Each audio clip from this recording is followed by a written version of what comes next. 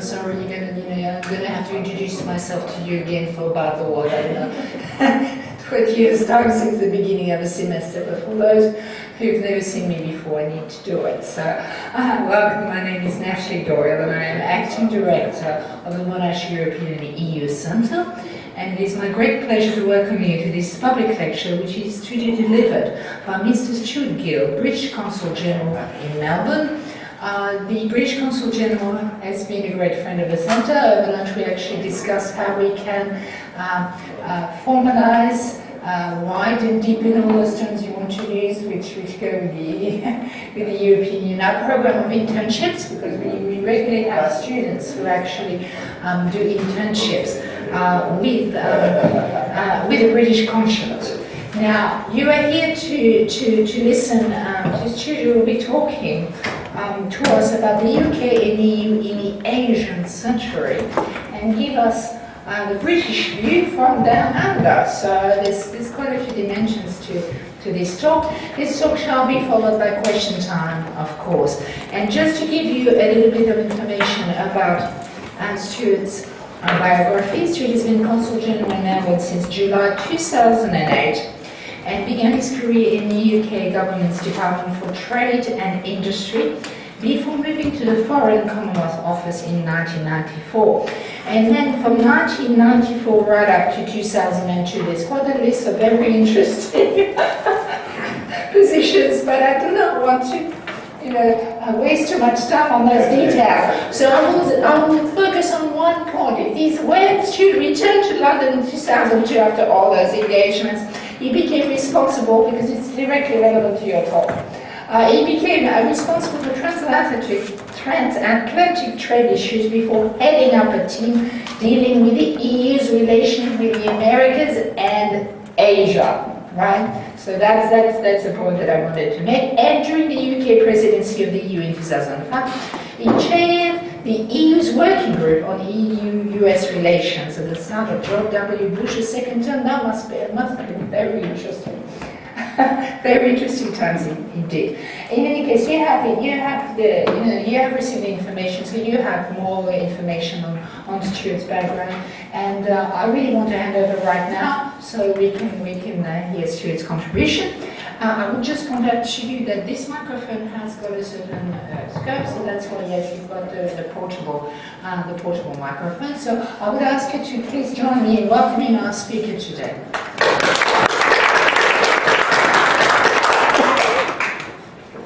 Natalie, thank you very much. First of all, a sound check. Can everybody hear that?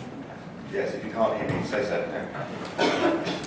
Natalie, thank you very much. The danger of you listening all those past things that I've been doing is that, combined with a rather broad title to my talk now, that I could talk for about 16 hours, but I don't think that's a very good idea.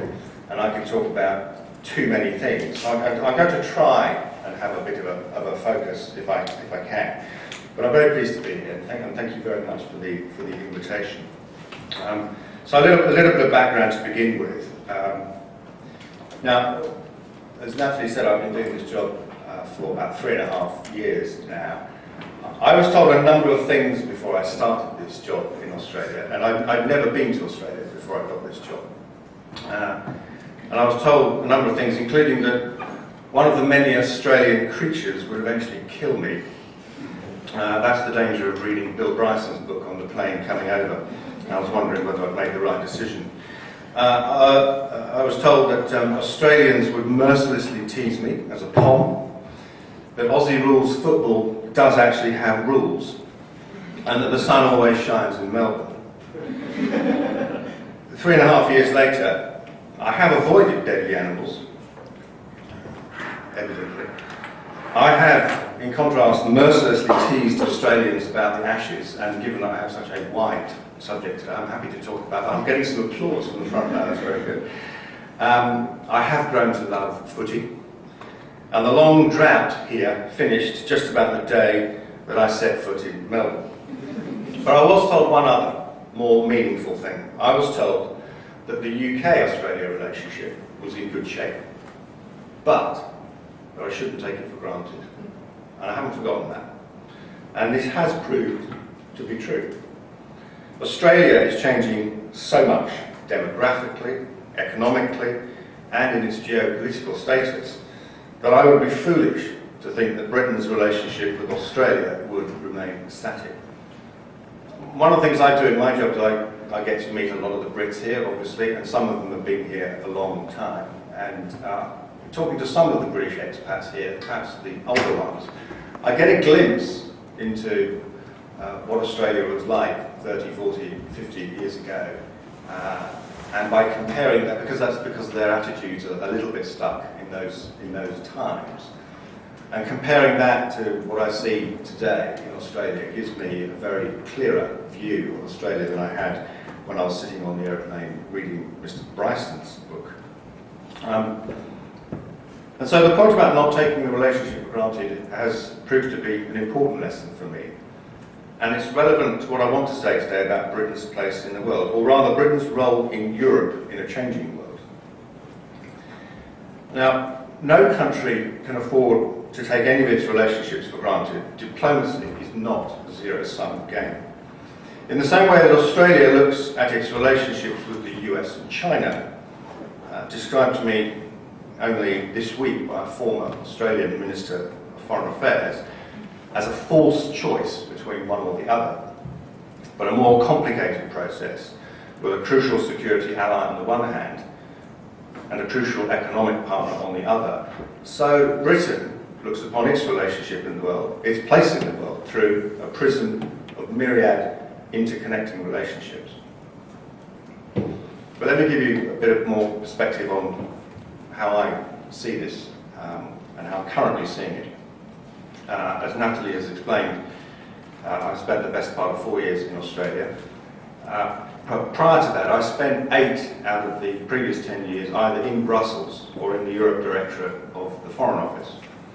Now, in a few months, I will go back to Europe when I will be Britain's next ambassador to Iceland, a country geographically on the periphery of Europe, but poised to become one of the next 2 members of the European Union, along with Croatia, and we have the Croatian Consul-General with us today.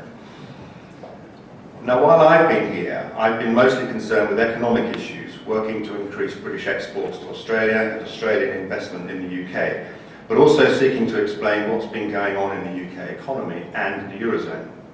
So what I would like to do today is to say something about Europe as I seek to reacquaint myself with it in anticipation of returning there later this year. Britain's place in Europe, Britain's place in the world, and where Britain's relationship with Australia fits in.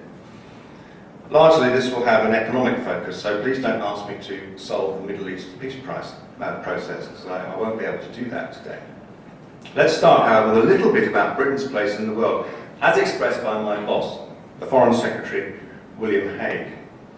He recently set out his vision for the Foreign and Commonwealth Office, the FCA, my home department. And I think this is as good a snapshot of Britain's place in the world as one can get.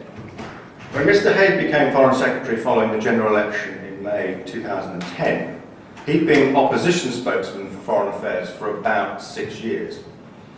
One of the first things he did was to gather the London staff of the Foreign Office in the FCA building in London. He told them that he'd got the job he wanted, that he wanted to make the Foreign Office the best foreign affairs ministry in the world, that he had not spent 6 years as opposition foreign affairs spokesman only to come in and tear it down.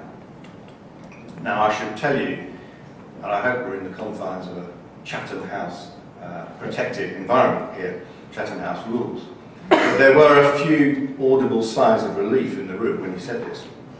I don't think I'm betraying any confidences when I say that some people have begun to feel that the Foreign Office had lost some traction. Some people thought that number 10, the Prime Minister's office, had taken over the helm of foreign policy, and some thought that we were closing down too many embassies. Mr. Hague's vision was clear. He said the following: I consider it a central part of my mission as Foreign Secretary to seek a permanent and well-entrenched improvement in Britain's ability to project its influence overseas, founded on a revived and reinvigorated Foreign Office that leads thinking on foreign policy across government and that places Britain at the centre of the new networks of the 21st century. It must be a foreign office, he went on, with a clear sense of purpose, greater ambition, a stronger and in some cases expanded diplomatic network, and even deeper skills and capability. He also had a go at the previous government, the Labour government, and lamented the loss of the Foreign Office Language School, which had begun to lead to shortages in skilled speakers of Arabic, Mandarin, Afghan languages, and even French, actually. He also criticised the way that Foreign Office funding lost its protection against currency movements and how a number of our embassies had been closed. He vowed to increase our diplomatic presence in India and China by increasing the number of frontline staff in each country by 30 and 50 positions, and to expand our diplomatic strength in Brazil, Turkey, Mexico and Indonesia, Burma, Thailand, South Korea, North Korea, Mongolia, Malaysia, Nigeria, Angola, Botswana, Chile, Argentina, Colombia, the list goes on. He pledged too to maintain the strength of our delegations to the United Nations in New York and Geneva, NATO and the European Union, and to keep our network of Consulates-General across the United States. Furthermore, he said the government would not close any of the existing 140 British sovereign posts overseas, and that we would open 6 new embassies and up to 7 new Consulates-General in the emerging economies, including one in Brazil.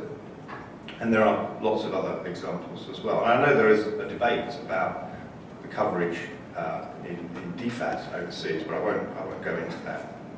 So what's this all about? Is this about a cabinet minister empire building inside the British government? Well, no, it's about Britain's place in the world. Above all, it's a recognition that we're not reliant on a single relationship, or even a narrow set of relationships. Now, commentators are fond of asking the question of successive British governments whether we are US-facing or Europe-facing. You will have heard about our so-called special relationship with the US. First coined, I'm pretty sure, by Churchill, it has persisted over the decades variously as a positive assertion of where our interests really lie, and equally as a cynical sneer at our subservience to our American friends. In whichever form it is used, the consequence is that we can't really, therefore, be European. We can't face in 2 directions at once. Either we are pro-American or we are pro-Europe. We can't be both. This is a sterile debate. These are not either-or scenarios. And it comes back to William Hague's vision for the Foreign Office. It's about nurturing existing relationships and discovering the benefits of new ones. It's about complex relationships in a global world. Our membership of NATO, the EU and the Commonwealth, our permanent seat on the UN Security Council, and our rich tapestry of social ties to the Caribbean, Southeast Asia, Africa, North America and the Middle East all give us our own unique web of partnerships and connections.